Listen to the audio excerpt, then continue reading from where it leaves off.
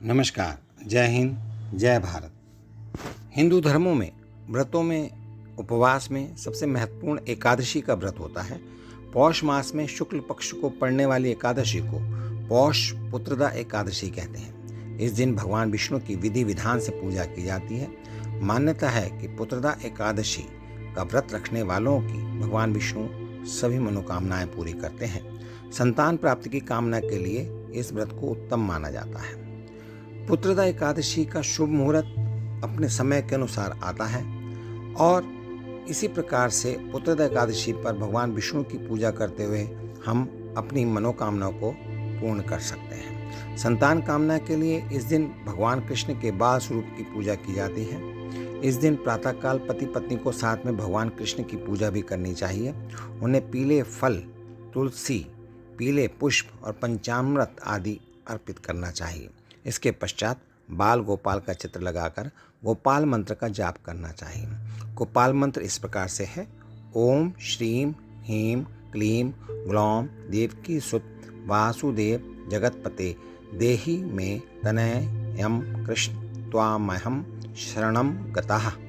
मैं फिर से रिपीट करता हूँ। ओम श्रीम ह्रीं क्लीं ग्लौं देवकी सुत वासुदेव जगतपते देहि मे तनयं कृष्ण त्वामहं शरणं गतः।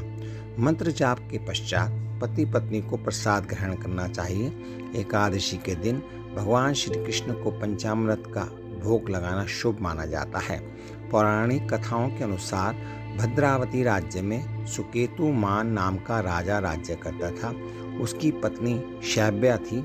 राजा के पास सब कुछ था, केवल संतान नहीं थी।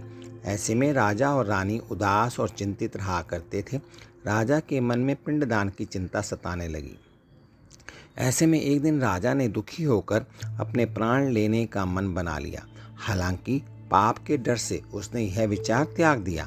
राजा का एक दिन मन राजपाट में नहीं लग रहा था, जिसके कारण वह जंगल की ओर चला गया। राजा को जंगल में पक्षी और जानवर दिखाई दिए। राजा के मन में बुरे विचार आने लगे। इसके पश्चात राजा दुखी होकर एक तालाब के किनारे बैठ गया। तालाब के किनारे ऋषि मुनियों के आश्रम बने हुए थे।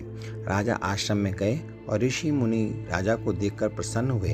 उन्होंने कहा, राजन, आप अपनी इच्छा बताएं। राजा ने अपने मन की चिंता मुनियों को बताई। राजा की चिंता सुनकर मुनि ने कहा, राजन, एक पुत्रदा एकादशी है। मुनियों ने राजा को पुत्रदा एकादशी का व्रत रखने को कहा। राजा वे उसी दिन से उस व्रत को रखा और द्वादशी को इसका विधि विधान से पारण किया। इसके फलस्वरूप रानी ने कुछ दिनों के पश्चात गर्भ धारण किया और 9 माह पश्चात राजा को पुत्र की प्राप्ति हुई। इस कहानी से, इस कथा से हमें पुत्रदा एकादशी का महत्व पता लगता है। बोलिए भगवान श्री कृष्ण भगवान की जय। नमस्कार। जय हिंद, जय भारत।